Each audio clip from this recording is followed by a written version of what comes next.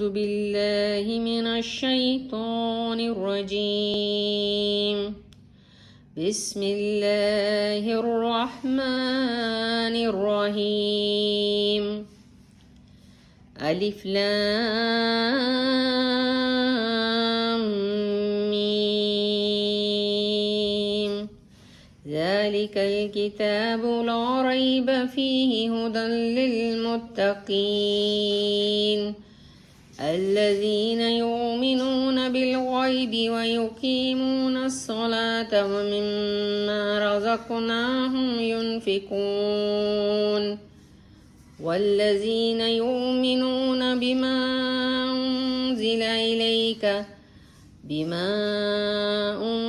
إليك وما أنزل من قبلك وبالآخرة هم يوقنون.